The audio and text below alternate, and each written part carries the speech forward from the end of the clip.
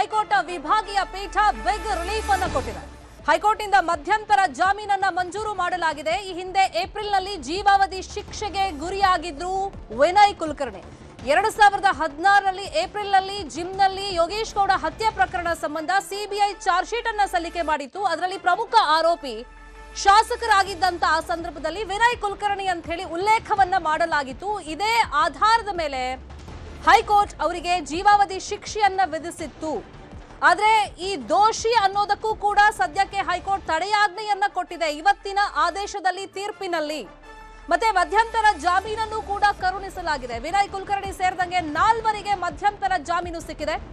ಚಂದ್ರಶೇಖರ್ ಇಂಡಿ, Dinesh Channakeshava, ಟಿಂಗಲಿಕರ್ sessions court ಅಲ್ಲಿ ಜಾಮೀನು ಪ್ರಕ್ರಿಯೆಯನ್ನ ಪೂರ್ಣಗೊಳಿಸಬೇಕಾಗುತ್ತೆ.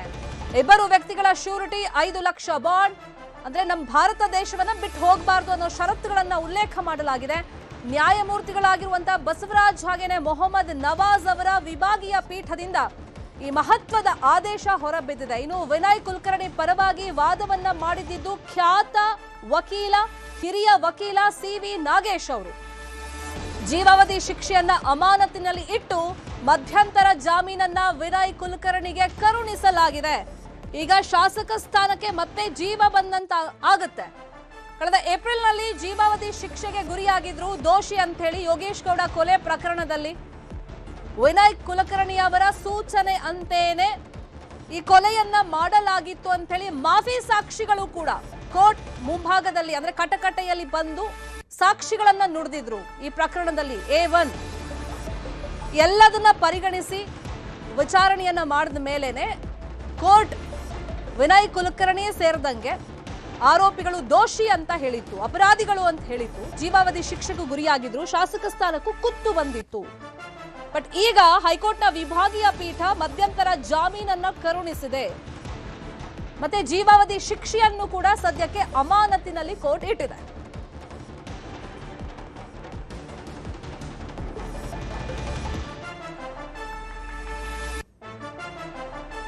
ಇದೇ ವಿಷಯವಾಗಿ ಇನ್ನಷ್ಟು ಡೀಟೇಲ್ ಆಗಿ ಇನ್ಫಾರ್ಮೇಶನ್ ಕೊಡ್ತಾ ಹೋಗೋದಕ್ಕೆ ನೇರ ಸಂಪರ್ಕದಲ್ಲಿ ಕನೆಕ್ಟ್ ಆಗಿದ್ದಾರೆ ನಮ್ಮ ರಿಪೋರ್ಟರ್ ಗಂಗಾಧರ್ ವಾಗಟ. ಗಂಗಾಧರ್ ವಾಗಟ, ಈ ಹೊತ್ತಿನ ದೊಡ್ಡ ಬ್ರೇಕಿಂಗ್ ನ್ಯೂಸ್ ಇದು. ಕಾರಣ ವಿನಯ್ ಕುಲಕರ್ಣಿ ಅವ್ರ ಭವಿಷ್ಯ ಏನಾಗುತ್ತೆ ಇವತ್ತು ಹೈಕೋರ್ಟ್ ವಿಭಾಗೀಯ ಪೀಠದಲ್ಲಿ ಅನ್ನೋ ಕುತೂಹಲ ಇತ್ತು. ಯಾಕಂದ್ರೆ ಆಲ್ರೆಡಿ ಅವರಿಗೆ ಶಿಕ್ಷೆ ಪ್ರಮಾಣ ಪ್ರಕಟ ಆಗಿತ್ತು ಯೋಗೇಶ್ ಗೌಡ ಕೊಲೆ ಪ್ರಕರಣದಲ್ಲಿ. ಅಂದ್ರೆ ಯಾವೆಲ್ಲ ಆಧಾರದ ಮೇಲೆ ಈಗ ಮಧ್ಯಂತರ ಜಾಮೀನನ್ನ ಕೋರ್ಟ್ ಕರುಣಿಸಿದೆ?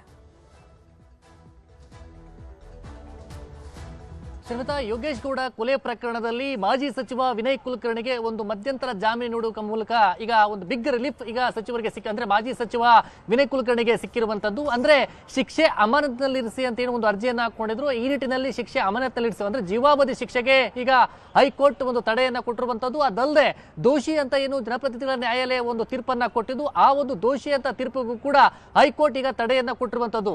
ಈ ಮೂಲಕವಾಗಿ ಈಗ ಏನು ವಿಭಾಗೀಯ ಪೀಠ ಆಗಿರುವಂತಹ ನ್ಯಾಯಮೂರ್ತಿ ಬಸವರಾಜ್ ಆಗಿರ್ಬೋದು ಮತ್ತೆ ಮೊಹಮ್ಮದ್ ನವಾಜ್ ಅವರ ವಿಭಾಗೀಯ ಪೀಠ ಇವರತ್ತು 5 ಲಕ್ಷ ಬಾಂಡ್ ಜೊತೆಯಲ್ಲಿ ಇಬ್ಬರ ಶ್ಯೂರಿಟಿಯನ್ನು ನೀಡುವ ಮೂಲಕವಾಗಿ ಕೆಳ ಹಂತದ ನ್ಯಾಯಾಲಯ ಸೆಷನ್ಸ್ ಕೋರ್ಟ್ ಅಲ್ಲಿ ಇವರು ಪ್ರಕ್ರಿಯೆಗಳನ್ನ ಪೂರ್ಣಗೊಳಿಸಿ ಅನಂತರ ಅವರಿಗೆ ಮಧ್ಯಂತರ ಜಾಮೀನು ನೀಡಲಾಗಿದೆ ಅಂತೇಳಿ ಒಂದು ಆದೇಶವನ್ನ ಕೊಡಲಾಗಿರುವಂತದ್ದು.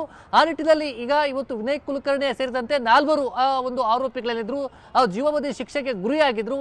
ಆ 4 ಕೂಡ ಈಗ ಈ ಮೂಲಕವಾಗಿ ಬಿಗ್ ರಿಲೀಫ್ ಸಿಕ್ಕಂತಾಗಿರುವಂತದ್ದು. ಅಲ್ಲದೆ ಇನ್ನೊಂದು ಆದೇಶ ಅಂತಂದ್ರೆ ಯಾವುದೇ ರೀತಿಯಾಗಿ ಕೋರ್ಟ್ ಆದೇಶ ಇಲ್ಲದೆ, ಕೋರ್ಟ್ ಅನುಮತಿಯನ್ನ ಪಡೆದೆ ಭಾರತ ದೇಶವನ್ನ ಬಿಟ್ಟು ಹೋಗಬಾರದು ಅನ್ನೋ ನಿಟ್ಟಿನಲ್ಲಿ ಕೂಡ ಒಂದು ಆದೇಶವನ್ನ ಕೊಡಲಾಗಿದೆ. ಅದಲ್ಲದೆ ಜನಪ್ರತಿನಿಧಿಗಳ ನ್ಯಾಯಾಲಯ ವಿನಯ್ ಕುಲಕರ್ಣಿಗೆ ಜೀವಾವಧಿ ಶಿಕ್ಷೆ ನೀಡುವ ಮೂಲಕವಾಗಿ ದೋಷಿ ಅಂತ ತೀರ್ಪನ್ನ ಕೊಟ್ಟಿತ್ತು. ಅದಲ್ಲದೆ ಉಳಿದ ಆರೋಪಿಗಳು ಕೂಡ ಇದರಲ್ಲಿ ಜೀವಾವಧಿ ಶಿಕ್ಷೆಗೆ ಗುರಿಯಾಗಿದ್ರು.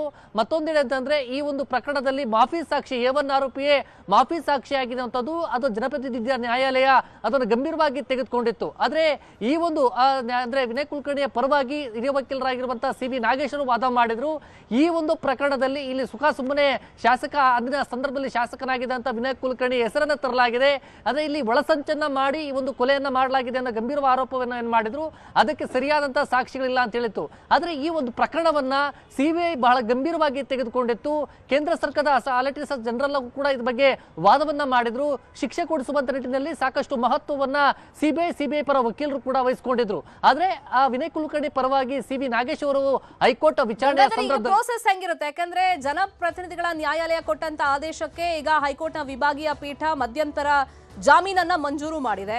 ಈ ಪ್ರಕರಣದಲ್ಲಿ ಒಟ್ಟು 17 ಆರೋಪಿಗಳಿದ್ರು. ಮಾಫಿ ಸಾಕ್ಷಿಗಳನ್ನ ಹೊರತುಪಡಿಸಿ ಈಗ 4 ಜನಕ್ಕೆ ಬಿಗ್ ರಿಲೀಫ್ ಸಿಕ್ಕಿದೆ. ಉಳಿದ ಆರೋಪಿಗಳ ಕತೆ ಏನು, ಇನ್ನುಳಿದಂತೆ ಈ ಪ್ರಕ್ರಿಯೆಗಳು ಹೆಂಗೆ ಮಧ್ಯಂತರ ಜಾಮೀನು ಸಿಕ್ಕಿರೋದ್ರಿಂದ? ಶರ್ಮಿತಾ ಇದ್ರೆ ಈಗ ಸದ್ಯಕ್ಕೆ ಹೈಕೋರ್ಟ್ನ ಮಧ್ಯಂತರ ಜಾಮೀನು ಕೊಟ್ಟಿದೆ. ಅದರ ಆರ್ಡರ್ ಕಾಪಿ ಇವರ ವಕೀಲರಿಗೆ ಸಿಗಬೇಕಾಗುತ್ತೆ. ಅದನ್ನ ಆದೇಶ ಪ್ರತಿಯನ್ನ ಪಡ್ಕೊಂಡು ಅನಂತರ ಕೆಳಹಂತದ ನ್ಯಾಯಾಲಯ ಅಂದ್ರೆ ಸೆಷನ್ ಕೋರ್ಟ್ ಜನಪ್ರತಿನಿಧಿಗಳ ನ್ಯಾಯಾಲಯದಲ್ಲಿ ಹೈಕೋರ್ಟ್ ಆದೇಶದ ಪ್ರತಿಯನ್ನ ಅಲ್ಲಿ ಕೊಟ್ಟು ಇಬ್ಬರ ಶ್ಯೂರಿಟಿ, ಯಾವುದೇ ಕೇಸ್ಗಳಿಲ್ಲದಂತ ಇಬ್ಬರ ಶ್ಯೂರಿಟಿ ಮತ್ತೆ 5 ಲಕ್ಷ ಬಾಂಡ್ ಅನ್ನ ಇವತ್ತು ಸಂಜೆ ಒಳಗಡೆ ಪೂರೈಸಿದ್ರೆ ಸೆಂಟ್ರಲ್ ಜೈಲಲ್ಲಿರುವಂತಹ ವಿನಯ್ ಕುಲಕರ್ಣಿ ಬಹುತೇಕವಾಗಿ ಇವತ್ತು ಸಂಜೆ ರಿಲೀಸ್ ಆಗುವಂತ ಸಾಧ್ಯತೆ ಇದೆ. ಯಾಕಂದ್ರೆ ಈಗ ಬೆಳಿಗ್ಗೆ ಆದೇಶ ಆಗಿರುವಂತದ್ದು, ಮಧ್ಯಾಹ್ನದ ವೇಳೆಯಲ್ಲಿ ಈಗ ಬಹುತೇಕವಾಗಿ ಅವರ ಆದೇಶ ಪ್ರತಿ ಸಿಗುವಂತ ಸಾಧ್ಯತೆ ಇದೆ. ಅಂದ್ರೆ ಹೈಕೋರ್ಟ್ನ ಆರ್ಡರ್ ಕಾಪಿ ಅವರಿಗೆ ಸಿಗುವಂತ ಚಾನ್ಸಸ್ ಇರುವಂತದ್ದು. ಅದಾದ ಬಳಿಕ ಬಹುತೇಕವಾಗಿ ಏನು ಕೇವಲ ಒಂದು ಗಂಟೆಯಲ್ಲಿ ಅದು ಪ್ರೊಸೀಜರ್ ಎಲ್ಲ ಪೂರ್ಣಗೊಳಿಸಿದ್ರೆ ಬಹುತೇಕವಾಗಿ ಇವತ್ತು ಸಂಜೆ ಸುಮಾರು 7 ಗಂಟೆ ಒಳಗಾಗಿ ವಿನಯ್ ಕುಲಕರ್ಣಿ ಜಾಮೀನಿನ ಮೂಲಕ ಅಂದ್ರೆ ಮಧ್ಯಂತರ ಜಾಮೀನು ಪಡ್ಕೊಂಡಿದ್ರೆ ಪ್ರೊಸೀಜರ್ ಬಹುತೇಕವಾಗಿ ಕೇವಲ 1 ಗಂಟೆ ಇಡುತ್ತೆ. ಅದು ಶೂರಿಟಿ ಎಲ್ಲ ಆಲ್ಮೋಸ್ಟ್ ನಾವು ರೆಡಿ ಮಾಡ್ಕೊಂಡಿದ್ರೆ ಅದು ಕೇವಲ 1 ಗಂಟೆಯಲ್ಲಿ ಪ್ರೊಸೀಜರ್ ಅದು ಪೂರ್ಣಗೊಳಿಸುತ್ತೆ. ಅನಂತರ ಅವರು ಜೈಲಿಗೆ ಒಂದು ಮಧ್ಯಂತರ ಜಾಮೀನಿನ ಒಂದು ಆರ್ಡರ್ ಏನು ಪ್ರೊಸೀಜರ್ ಕಂಪ್ಲೀಟ್ ಆಗಿದೆ ಅಂತೇಳಿ ಅವರು ಅಲ್ಲಿಗೆ ಆ ಟಪಾಲಲ್ಲಿ ಏನಾದರೂ ಕಳಿಸ್ಕೊಟ್ರೆ ಜೈಲಿಂದ ಬಹುತೇಕವಾಗಿ ಇವತ್ತು ಸಂಜೆ ವೇಳೆಗೆ ವಿನಯ್ ಕುಲಕರ್ಣಿ ರಿಲೀಸ್ ಆಗುವಂತದ್ದು. ಅಂದ್ರೆ ಈಗ ಆದೇಶ ಪ್ರತಿ ಬಹುತೇಕವಾಗಿ ಈಗ ಈ ಸಮಯ 11 ಗಂಟೆ ಇರುವಂತದ್ದು, ಬಹುತೇಕವಾಗಿ ಮಧ್ಯಾಹ್ನ 1-2 ಗಂಟೆ ಒಳಗಾಗಿ ಆದೇಶ ಪ್ರತಿ ಸಿಗುವಂತ ಸಾಧ್ಯತೆ ಇದೆ.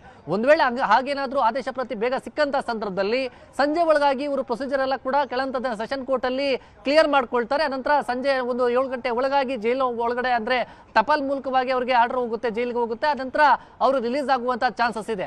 ಒಂದು ವೇಳೆ ಆರ್ಡರ್ ಕಾಪಿ ಹೈಕೋರ್ಟ್ ಇಂದ ಸೆಷನ್ಸ್ ಕೋರ್ಟ್ಗೆ ಹೋಗುವಂತದ್ದು ಏನಾದ್ರೂ ಡಿಲೇ ಆದ್ರೆ ಅಂದ್ರೆ ಸಂಜೆ ಏನಾದ್ರೂ ಆದಂತಹ ಸಂದರ್ಭದಲ್ಲಿ ಪ್ರೊಸೀಜರ್ ಮಾಡುವಂತದ್ದು ತಡ ಆದ್ರೆ ನಾಳೆ ಬಹುತೇಕವಾಗಿ ಸೆಂಟ್ರಲ್ ಜೈಲಿಂದ ವಿನಯ್ ಕುಲಕರ್ಣಿ ರಿಲೀಸ್ ಆಗುವಂತದ್ದು ಅಂತ. ಈಗ ಆಲ್ರೆಡಿ ಅವರು ಕೂಡ ಎಲ್ಲ ಪ್ರಿಪರೇಷನ್ಸ್ ಮಾಡ್ಕೊಂಡಿರ್ತಾರೆ. ಶೂರಿಟಿ ಹಾಕುವಂತದ್ದಾಗಿರ್ಬೇಕು, ಬಾಂಡ್ ಮಹತ್ವದೇನಿಲ್ಲ, 5 ಲಕ್ಷ ಏನು ದೊಡ್ಡದಲ್ಲ. ಆದ್ರೆ ಇವೆಲ್ಲ ಕೂಡ ಪ್ರೊಸೀಜರ್ ಕೇವಲ 1 ಗಂಟೆಯಲ್ಲಿ ಮುಗಿಯುವಂತದ್ದು. ಈಗ ಹೈಕೋರ್ಟ್ನ ಆರ್ಡರ್ ಕಾಪಿ ಏನಿದೆ ಅದು ಬಹುಮುಖ್ಯವಾಗಿ ಅವರಿಗೆ ಸಿಗಬೇಕಾಗಿರುವಂತದ್ದು. ಅದಲ್ಲದೆ ಈಗ ಅವರ ಆ ಒಂದು ಆದೇಶ ಏನಿದೆ ಅವೆಲ್ಲವೂ ಕೂಡ ಒಂದು ಪಾಲಿಸಬೇಕಾಗಿರುತ್ತೆ ಶರ್ಮಿತಾ.